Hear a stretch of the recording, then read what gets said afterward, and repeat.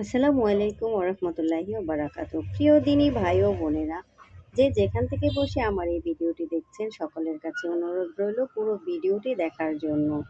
আজকের এই ভিডিওতে যা যা আপনাদেরকে জানাবো সেগুলির মধ্যে আমি আপনাদেরকে সংক্ষেপে বলে দিচ্ছি। যে ৪ ধরনের পশু ছাড়া কোরবানি হয় না, কোন পশু কত ভাগে কোরবানি দেওয়া যাবে, যৌথ পরিবারে এক পশুতেই কি সবার কোরবানি আদায় হয়, কতটুকু সম্পদ থাকলে কোরবানি দিতে হয়, জিলকদ মাসের আমল ও ফজিলত, কোরবানি যাদের উপরে ওয়াজিব। কোরবানির ঈদের আর বেশি দিন বাকি নেই। চলতি বছর চাঁদ দেখার উপর নির্ভর করে সৌদি আরবে হওয়ার সম্ভাবনা রয়েছে ৬ই জুন। সেই হিসেবে বাংলাদেশে ৭ই জুন ঈদুল আজহা পালিত হতে পারে। যারা সামর্থ্যবান তাদের ওপর কোরবানি ওয়াজিব। তবে এই সামর্থ্যের ক্ষেত্রেও কিছু কথা থেকে যায়। অনেক মুসল্লি আছেন যারা পুরো একটা পশু কোরবানি দেওয়ার সামর্থ্য রাখেন না। তারা সবসময় ভাগে পশু কোরবানি করে থাকেন। অনেক সময় পরিবারের সবাই, ভাই-বোন সবাই মিলে, এলাকার কয়েকজন মিলে একটি পশু কিনে থাকেন কোরবানির জন্য। কিন্তু এক্ষেত্রে প্রশ্ন থেকে যায়, যাদের সঙ্গে কোরবানি দিচ্ছেন ভাগে, তাদের সঙ্গে কোরবানি দেওয়া যাবে কিনা, বা তাদের সঙ্গে কোরবানি দিলে তা সহি হচ্ছে কিনা। এই ভাগে বা শরিকে কোরবানি করার ইসলামের সুনির্দিষ্ট বিধান রয়েছে। বিধানে বলা হয়েছে, ছাগল, ভেড়া ও দুম্বা দ্বারা শুধুমাত্র একজনই কোরবানি দিতে পারেন।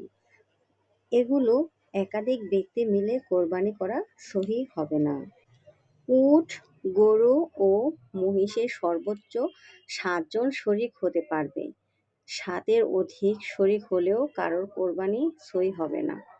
এ সম্পর্কে সহিহ মুসলিম শরীফে হযরত জাবের রাদিয়াল্লাহু তাআলা আনহু থেকে বর্ণিত হাদিস থেকে জানা যায়, আমরা রাসূল সাল্লাল্লাহু আলাইহি সাল্লামের সঙ্গে হজ করছিলাম। তখন আমরা ৭ জন একটি উট এবং একটি গরুতে শরিক হয়ে কোরবানি করেছি। উট, গরু ও মহিষ ৭ ভাগে এবং ৭ এর কমে যে কোনো সংখ্যা, যেমন ২, ৩, ৪, ৫ ও ৬ ভাগে কোরবানি করা যায়। এখন কত ভাগে দেওয়া যাবে সেটার যেমন বিধান রয়েছে, তেমনি কাদের সঙ্গে কোরবানি শরিকে দেওয়া যাবে সে কথাও কিন্তু বলা হয়েছে ইসলামে। অংশীদারদের কেউ যদি আল্লাহর হুকুম পালনের উদ্দেশ্যে কোরবানি না করে শুধু গোশত খাওয়ার নিয়তে কোরবানি করে, তাহলে তার কোরবানি শুদ্ধ হবে না। এমনকি তাকে কেউ অংশীজন বানালে তাদের অংশীজনদেরকেও কোরবানি শুদ্ধ হবে না। তাই অত্যন্ত সতর্কতার সঙ্গে অংশীজন নির্বাচন করুন।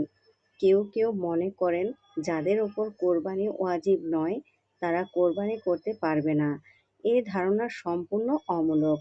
বরং তারা কোরবানি করলে অধিক সওয়াব পাবে।